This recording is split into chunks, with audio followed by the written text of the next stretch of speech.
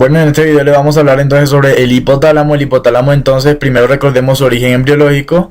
Decimos entonces que se deriva del prosencéfalo, el cual va a dar origen al telencéfalo y al diencéfalo.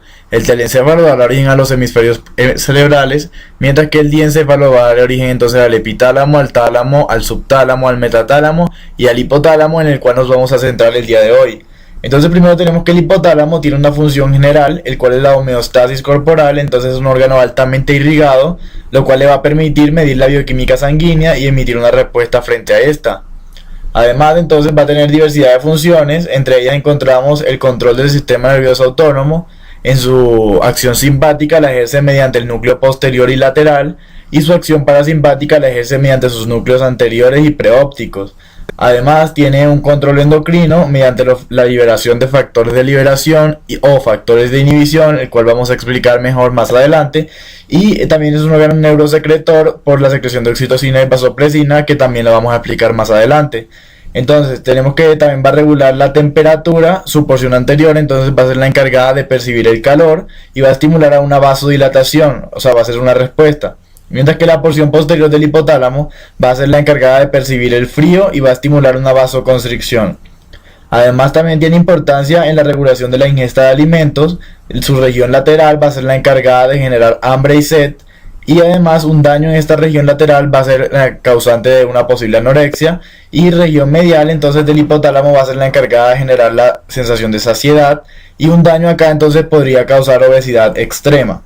Además, el hipotálamo tiene importancia en el control de la emoción y el comportamiento, ya que está asociado mucho al sistema límbico y a la corteza prefrontal.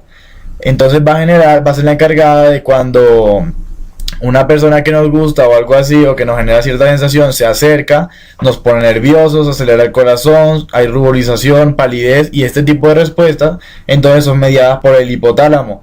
Además, va a ser encargada del control de los ritmos circadianos. Dentro del hipotálamo entonces tendremos unos núcleos que van a ser entonces agregados de neuronas, sustancia gris, el cual vamos a encontrar entonces el núcleo preóptico y el núcleo anterior, encargados de la función parasimpática del hipotálamo, el núcleo supraquiasmático, encargada de controlar los ritmos circadianos, núcleo paraventricular y núcleo supraóptico, el paraventricular para la producción de oxitocina y el supraóptico para la producción de vasopresina. Tenemos el núcleo dorsomedial, núcleo ventromedial, núcleo infundibular, núcleo posterior y núcleo lateral. Ambos, el posterior y el lateral, van a ser encargados de ejercer la función del sistema nervioso autónomo en su porción simpática.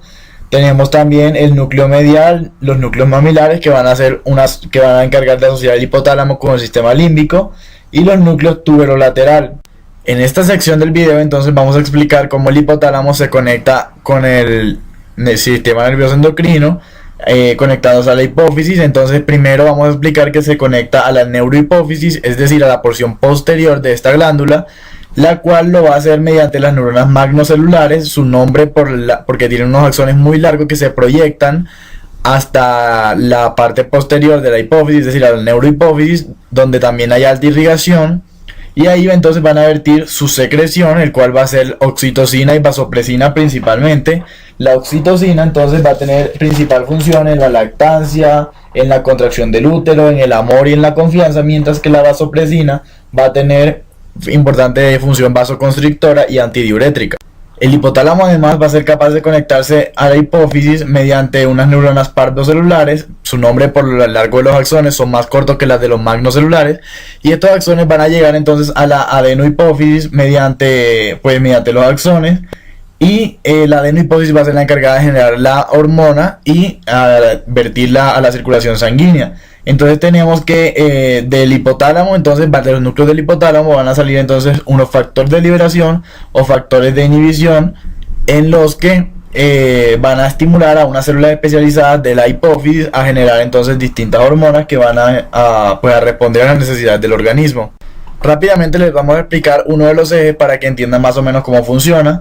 Entonces, por ejemplo, en la hipófisis va a salir el factor liberador de TSH, es decir, el TRH, y va a estimular a los tirótropos a que liberen la TSH, la cual va a viajar por el torrente sanguíneo hasta la tiroides, donde va a estimular la producción de T3 y T4. Posteriormente, estas hormonas van a llegar al hipotálamo, donde se van a autorregular, y luego van a liberar entonces el núcleo del hipotálamo la somatostatina, que va a ser un factor inhibidor, y así va a controlar entonces las concentraciones de estas hormonas. Dentro de los factores liberadores más importantes encontramos el factor liberador de corticotropina, de tirotropina, de gonadotropina, de hormona de crecimiento y de TSH. Mientras que en factores inhibidores encontramos lo más importante, la dopamina y la somatostatina. Esperamos este video haya sido de su agrado y de fácil comprensión, y muchas gracias por su atención.